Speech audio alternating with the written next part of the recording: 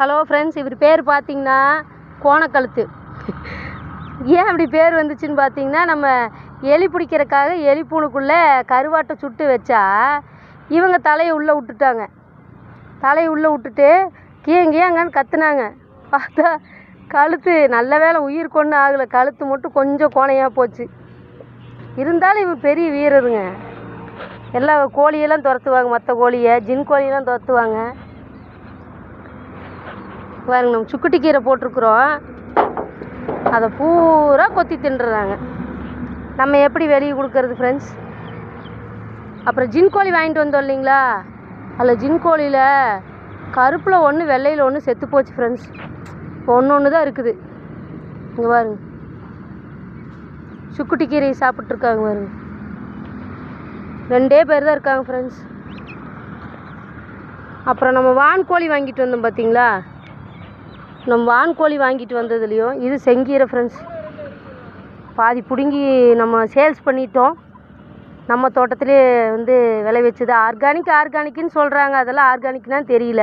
இது நம்ம உரமே போடாமல் இந்த சுக்குட்டி கீரை, அந்த இடத்துல பார்த்திங்கன்னா சிறுகீரை, இது கடுகு பாருங்க அழகாக பூ பூத்து மஞ்சள் கலரில் இருக்குது.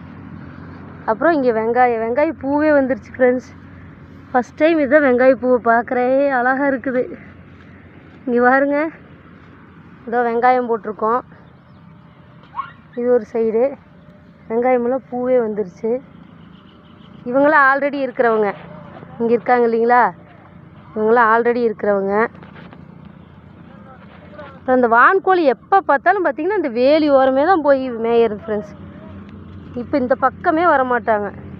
இது பீக்கங்காய் கொடி போட்டதில் ஒரு 5-6 பூ பிஞ்சு வந்திருக்குது.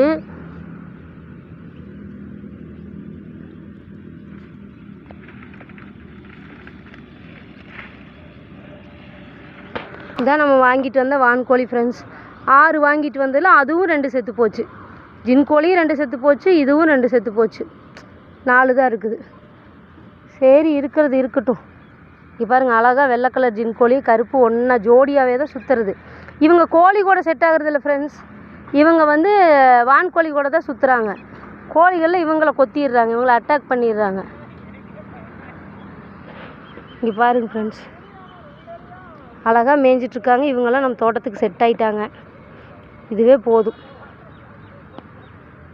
Thank you friends.